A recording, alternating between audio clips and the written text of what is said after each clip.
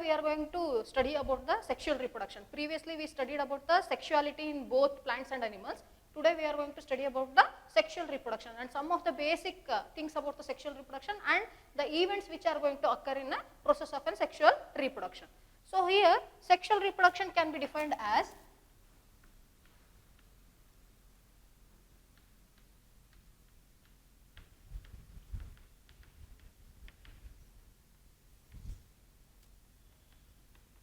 it is the process of formation of new individual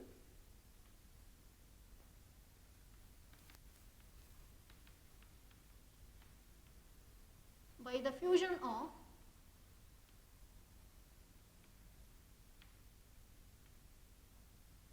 male and female gamete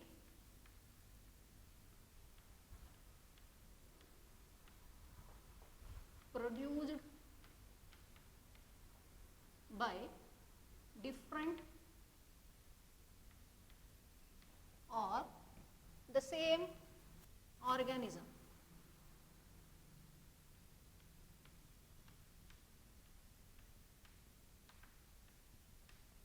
So sexual reproduction is nothing but it is the fusion of male and female gamete. How the fusion of male and female gamete takes place means they are going to produce in a similar individual or they may be produced in a different individual. Previously we discussed that hermaphrodites, they are going to produce both male and female gamete which is a single individual. But when we see the sexual dimorphism organisms, they are different. That means male organism is different and the female organism is different. So they are going to produce the male and female gamete differently. So here the process of reproduction, so that too particularly sexual method of reproduction is nothing but it is mainly depends upon the fusion of the male and female gamete which is going to give rise to the new individual.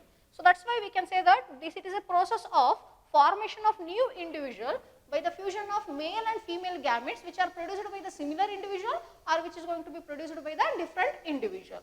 So when it comes to the process of an sexual reproduction, we are going to notice some of the important points. That means during the process of sexual reproduction, an individual should attain the reproductive stage. So then what is reproductive stage? Reproductive stage is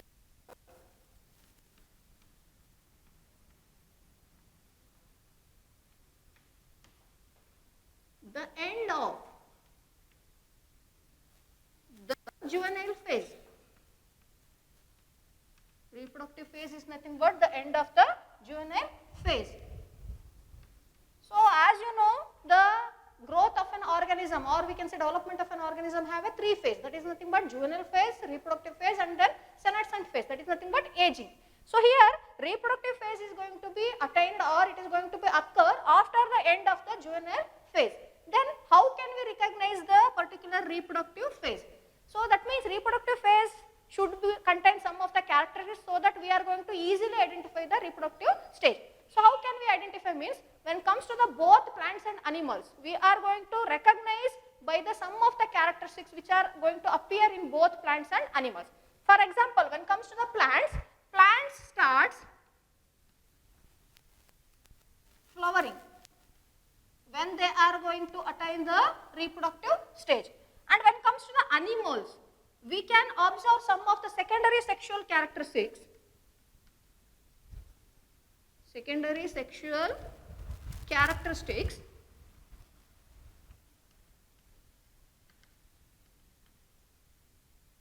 and the development of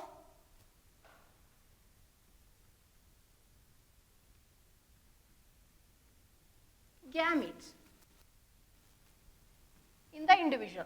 So that means when it comes to the plants, in plants we can easily recognize the reproductive stage by the formation of the flower in them. That means when the plant starts flowering, then we can identify or we can notice that the plant reached the reproductive stage because the reproductive part of a plant is nothing but the flower only through which the seeds are going to be formed. And when it comes to the animals, in animals when they are going to attain maturity, they are going to start developing some of the secondary sexual characteristics and also they are going to start producing the gametes. So that by that particular characteristics only we can notice that the animals are going to attain the reproductive stage.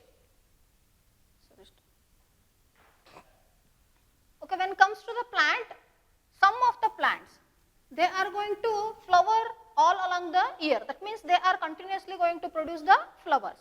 But when comes to in some of the plants, we can see only seasonally they are going to produce the flower. So that we can say that the process of reproduction in plants, it's not continuous.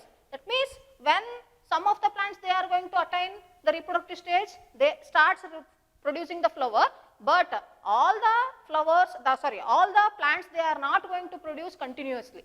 Some of the plants produce seasonally and some of the plants they are going to produce the continuous flower.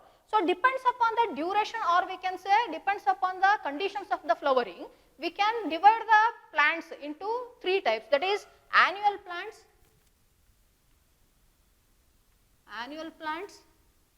second one is nothing but biannual,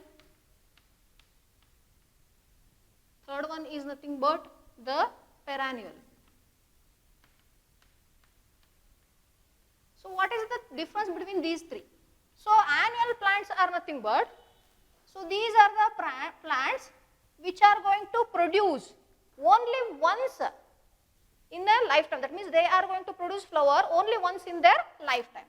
So produce flower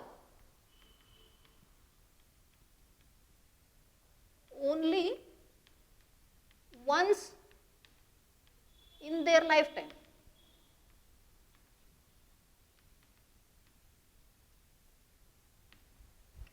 So that means we can't say that they are only having a complete 1 year of lifespan. So that means whatever the lifespan of the plant, that means whether it is going to live for 3 months or it is going to live for completely 12 months, whatever it may be, but it is going to flower only once in its lifetime. That is the main thing. So those kind of plants are considered as an annual plants. So when it comes to the biannual, these are going to produce flower once in a 2 year. These are produce flowers once in a 2 year. So that means alternate year they are going to produce the flower. So next one is perennial. These are the plants in which we can see the flower. That means when it comes to this particularly annual and biannual, they are going to produce annual, they are going to produce only once in a lifetime. But when it comes to the biannual, they are going to produce the flower in a different, that means in alternate year. But when it comes to the perennial, these are going to produce flower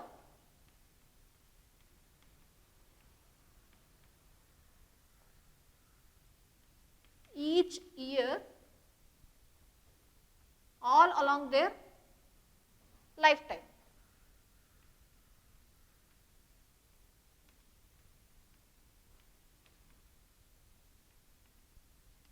That means every year they are going to produce the flower. That means year is nothing but every season they are going to produce the flower. So that we can say that perennial plants, they are having a what we can say more lifespan when compared to the annual plants, because annual plants they are going to die in only 1 year. That means only one circular of their lifespan. So that we can say that they are having a shorter lifespan. So we can take some of the example for annual plant. That is nothing but examples like rice, wheat, etc. So these are the some of the plants which are having only 3 to 4 months of lifespan. So that means within these particular duration, that means within the 3 to 4 months, they are going to flower and they are going to die. So we can take some of the examples for the particular condition, that is nothing but special type of flowers, or we can say plants, in which we can see the only one time of flowering in their lifetime, but their lifetime is very long. For example, one of the plant called Neelkuranji,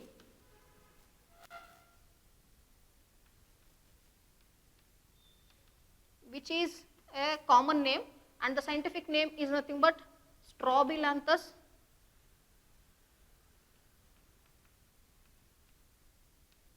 kuntiana, in which we can see the flowering in that means in the duration between 12 years. That means it is going to produce flower once in a 12 year. once in a 12 year. And this one is a small flowering plant, and it is going to produce in a large quantity, and it is going to cover a large areas of some of the mountain regions of some of the South Indian states like Kerala, Karnataka and Tamil Nadu, and this is going to give a beautiful appearance in a nature.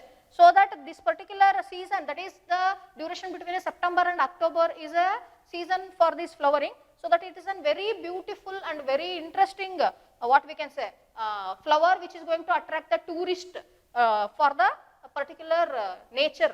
And this particular flower, they are going to die, that means these particular plants, they are going to die, and then once again after 12 years they are going to reproduce the flowers. So in the previous, that means in the short duration, in the that means recently they flowered in 2018, they flowered in 2018. In the next year they are going to produce, that is in 2030 they are going to produce the flower, that is 12 years from the 2018. So this one is one of the plant which we can take for an example of this condition. And one more plant we can take, that is nothing but the bamboo. Bamboo is a plant which is having a lifespan of around 100 years. 100 years of lifespan is there, and it is going to produce only once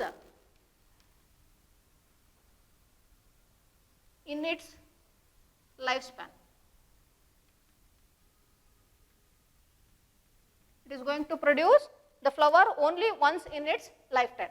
This particular bamboo is also going to produce large quantities of flower and seeds, so that it is going to compensate the particular lifespan of this particular bamboo, because it is going to reproduce, or it is going to produce only once in its lifetime, so that it is going to produce large quantity to compensate the wastage and to ensure the continuity of the generation. So these are the some of the examples in which we can see the particular kind, that is nothing but flowering only once in their lifetime. And some other examples for perennial also we can take, like mango, guava, other so many plants we can take for this example, that is nothing but so many plants, that means maximum 75 to 90% of the plants, they are considered as an perennial plants only, but few plants are there which are considered as special plants and which comes under an annual plants.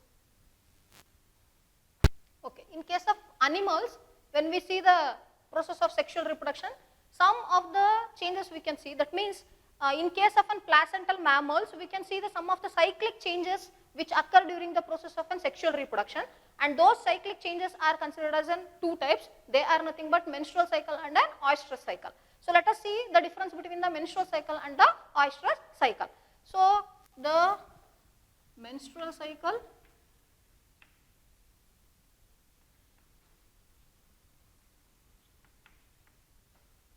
and the next one is nothing but oestrus cycle.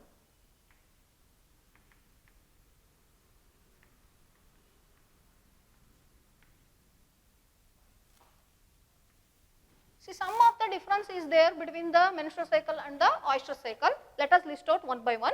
The first one is nothing but, so menstrual cycle occur in primates. It occurs in primates. So example for primates we can take as human beings, monkey, chimpanzee, etc. So these are the some of example for primates. And when it comes to the oestrus cycle, it occurs in non-primates. It occurs in non-primates.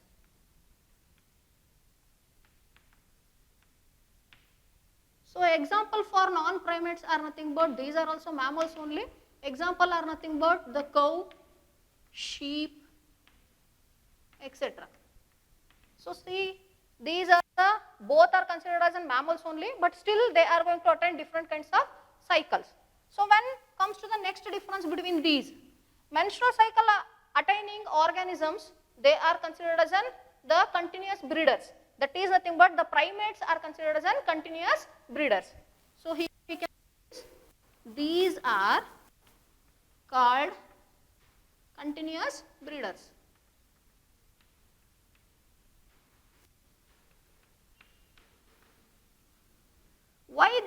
considered as an continuous breeders means they are going to reproduce continuously without any particular duration. So that means they are going to produce one after the other. That means one organism, if they are able to produce, then after production of the one organism, that means one new individual, that means they are able to start the production of the new organism. So that's why it is considered as an continuous breeders. And when it comes to the oestrus cycle, so these are called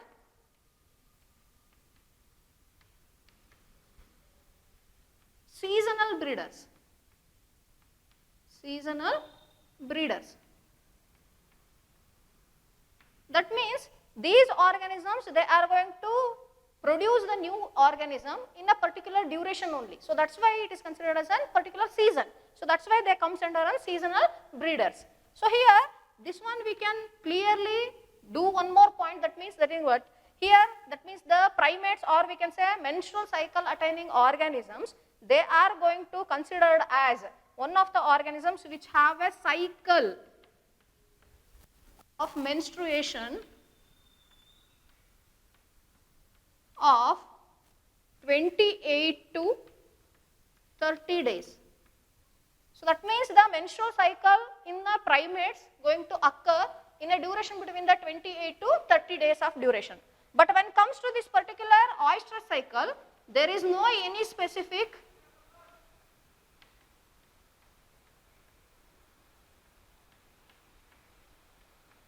duration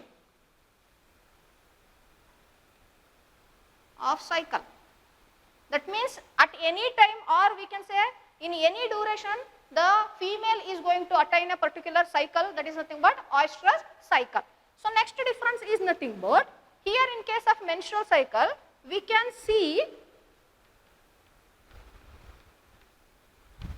the menstrual discharge.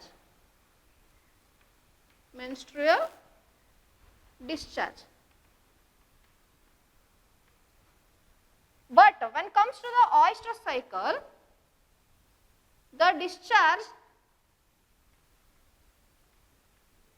is absorbed by the body of an organism itself.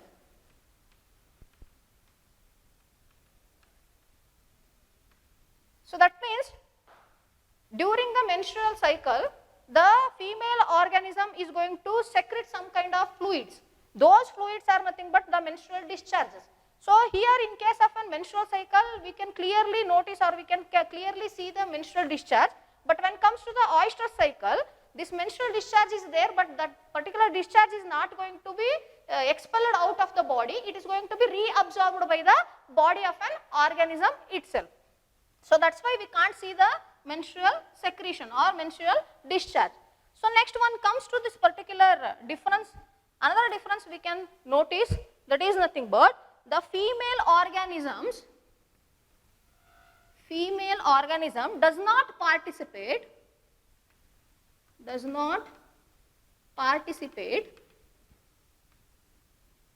in sexual activity during the cycle, during the menstrual cycle.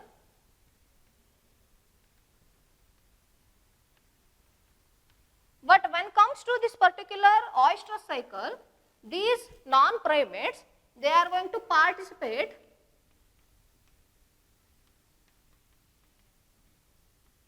in sexual activity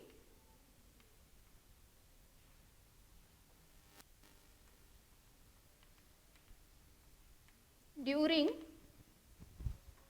oestrus cycle.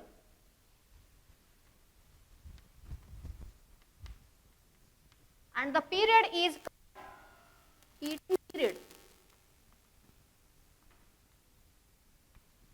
And that particular duration is called heat period. So not heating, heat period. It is called as a heat period. So during which the female compulsorily is going to participate in a particular sexual activity so that it can be able to produce the new individual organism. So here when it comes to this particular difference between menstrual cycle and oyster cycle, we can list out these particular differences. Okay, let us know about the events of sexual reproduction. That means events which are going to occur in the case of sexual reproduction. Events in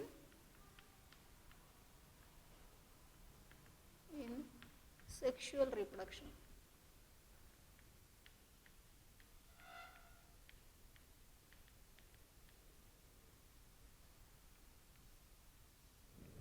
See, sexual reproduction occur in different what we can say stages. So those are going to be divided into different events. So the events which are going to participate, or we can say the events which are going to occur during the sexual reproduction are going to be classified into three types. That is nothing but, the first one is nothing but pre-fertilization event.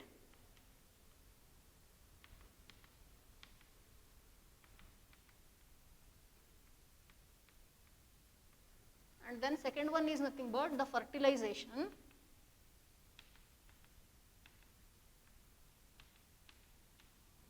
And the third one is nothing but post-fertilization event.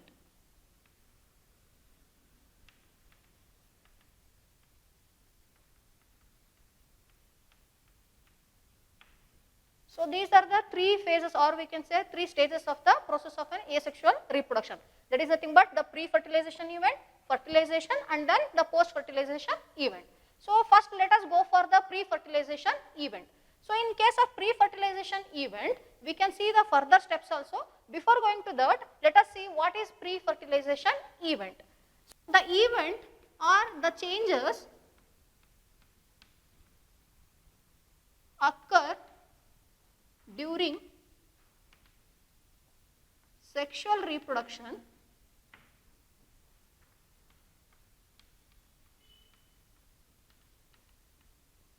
before fertilization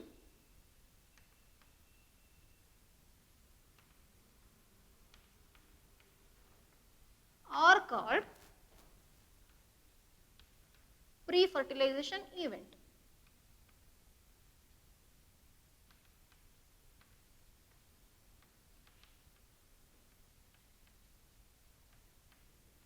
So that means, as we said, there are three stages of the sexual reproduction. So before attaining the fertilization stage, or before attaining the fertilization process, what are all the changes occur during the sexual reproduction? They are considered as pre-fertilization events. And the pre-fertilization events are going to be divided into two types. That is, they are going to be divided into two sub stages. That is nothing but, the first one is nothing but the gametogenesis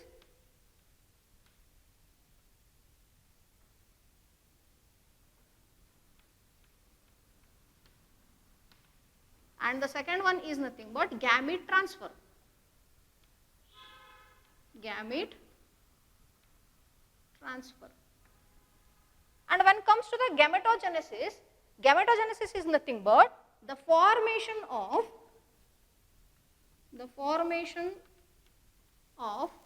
male and female gamete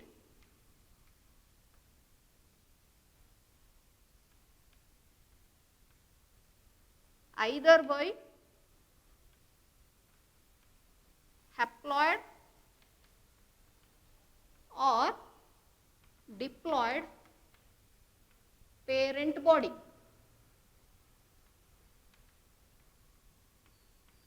In simple words, we can say that gametogenesis is nothing but the formation of the male and female gamete. And when it comes to the formation of a male gamete, so usually it is considered as, that too particularly in case of an higher organism, it is considered as an spermatogenesis. And when it comes to the female gamete formation, it is considered as an oogenesis. That means the terms which are given for the formation of a male gamete is nothing but the spermatogenesis, and when it comes to the female gamete, it is nothing but the oogenesis. So by the process of these particular spermatogenesis and oogenesis, the male and female gametes are going to be produced, and that particular process is nothing but the gametogenesis. So when it comes to the particularly gametogenesis, we can notice some of the points. So as I said, the gamete formation is going to be occur either by the haploid parent body, or it is going to be occur by the diploid parent body. But here we have to notice that the gametes are always haploid. Gametes are haploid. So that means either they are produced by the diploid parent body or either they are produced by the haploid parent body. They are going to be occur in the haploid manner only. That means the gametes are haploid in condition. So when comes to the some of the examples, like some of the primitive plants like algae, fungi and bryophytes, we can see the haploid parent body, that is haploid thallus itself is going to produce the haploid gametes. But when comes to the higher plants, in case of the gymnosperms, angiosperms and some of the higher animals also, we can see the formation of the particular haploid gamete from the diploid parent body. So that means we can say that here the two types of cell divisions are going to participate in the formation of the gamete. That means when the gamete is going to be formed by the haploid parent body, then it is going to attain a particular cell division, and that particular cell division is nothing but mitotic cell division. Mitotic cell division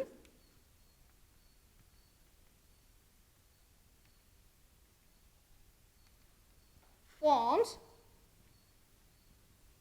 haploid gamete from haploid parent. That means haploid parent body. And when comes to the another type, that is nothing but the meiosis division or meiotic division.